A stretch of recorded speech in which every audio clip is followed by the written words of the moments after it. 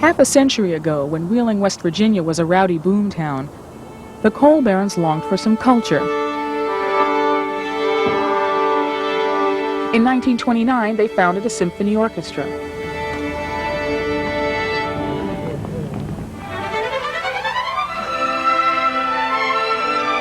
Today, Wheeling is the smallest city in America to support a full-size symphony orchestra.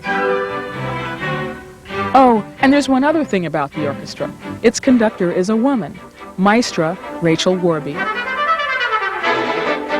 When did you come to know that conducting was what you were meant to do?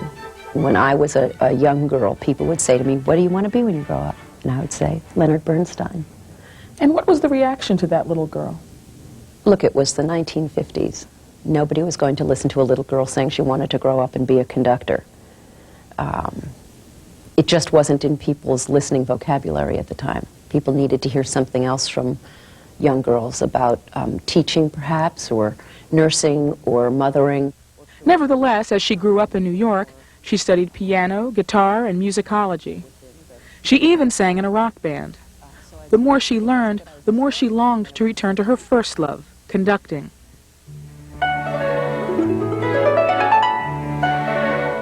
She wrote letters to dozens of prominent conductors, asking them to teach her.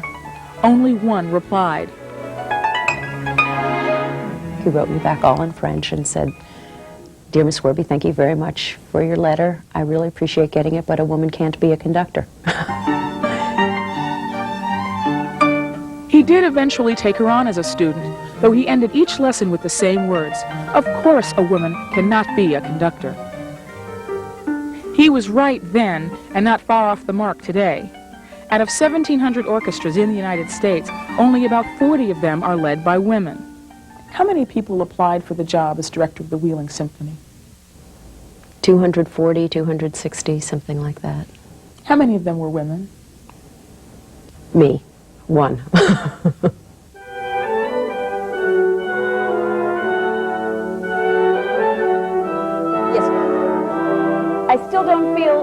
I still don't feel that you move into the second quarter of the first bar with the kind of elegance that we're looking for here. Sing a little more.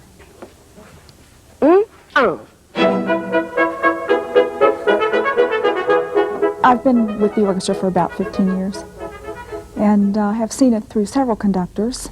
The Wheeling Symphony has been in the past very, very classical and very stodgy, shall I say. Rachael took care of that. Not only are they no longer stodgy, but since Rachael Worby took over in 1982, they have tripled ticket sales. And since 1990, she has been moonlighting.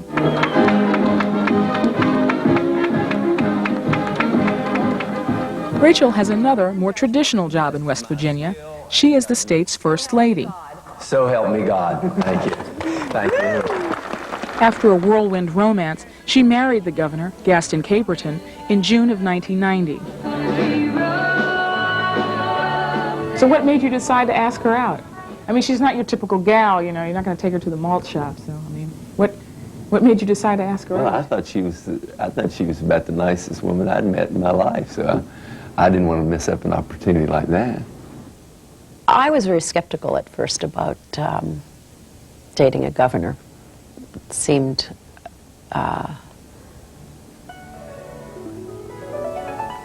like not anything I had imagined I'd ever do. While she looks like a princess in a fairy tale romance, not everyone in West Virginia sees it that way. 4 years ago, at the governor's first inauguration, he had another First Lady on his arm. His first wife was very popular, a very elegant, well-spoken woman, West Virginia native, interested in the state, and I think they were troubled by the breakup. And I might also add that I'm very happy to be divorced. Yes, I will be moving into the mansion as soon as we get married. Hello. Pleased to see you. I know West Virginians very, very well, and anybody who is unusual, as she is, becomes an object of very critical attention, let's say. Hello, thank you for being here. She has been criticized for her taste in clothes, not taking her husband's name, and preferring the New York Times to the local papers. But Rachael has worked hard to win the hearts and minds of West Virginians. Hello, Evelyn. Thank you for coming. We did our own unscientific survey of West Virginians in Charleston, the state capital. Well, I have nothing but praise for both our governor and his wife. I don't have too much of a high opinion of her. She's cute, and she seems to bring out the best in our Governor Caperton. I feel she's arrogant. She needs to sort of come back down and get her feet back on the ground, and I think she's out of touch. I think the criticism that some people direct toward Rachael is pure and simply politics. It doesn't have much to do with her. It has to do with the fact that's the one way that they can hit me. It's very unfair. I think it's small-minded. I think it's mean. The heavy artillery didn't really seem to come out until she married you. Were you surprised by that? Yeah, I certainly was. I mean, it seems to me that people who want to pick on somebody's wife, I mean, President Clinton has had to deal with that. You know, people who can't get at a candidate, and so they think, well, maybe I can get at the candidate by being critical of their wife. I am only made of flesh and blood and bones, and my feelings get hurt in the same way that anybody else's feelings get hurt. How do you turn it off so it doesn't hurt so much? Music. I play the piano. I go into my study. I pick up a score. I return to the world in which I'm most comfortable, from whence I came, my world, music.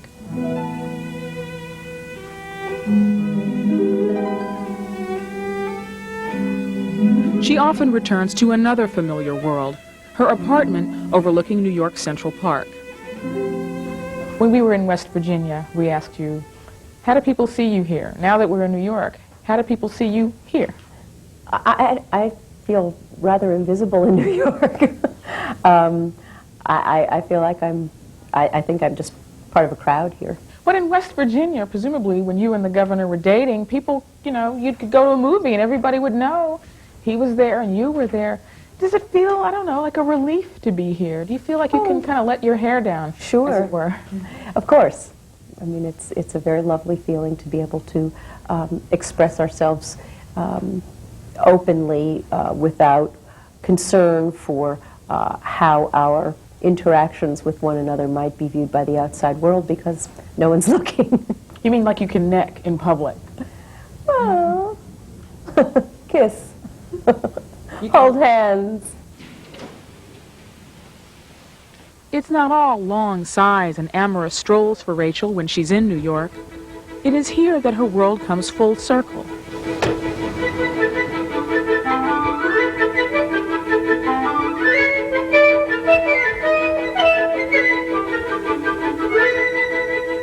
She's the director of Carnegie Hall's youth concerts, a job where she replaced her childhood idol, Leonard Bernstein. There are serious musicians who don't want to work with children because they think it's, well, less prestigious. And yet you seem to run to it. Why do you love it so much? The essence of what music is about. I've seen it. I have seen music become the mother, the missing mother. I've seen music become the absent sister. I have seen music take care of people.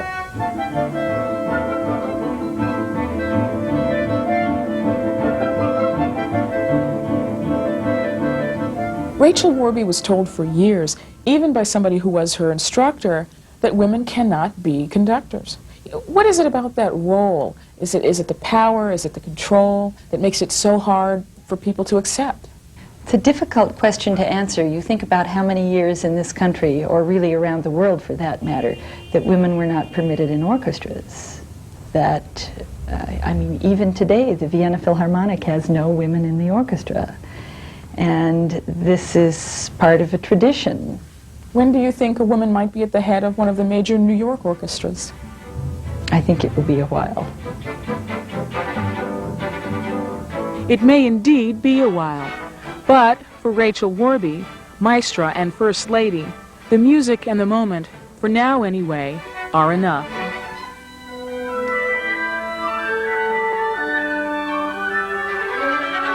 I'm living the music.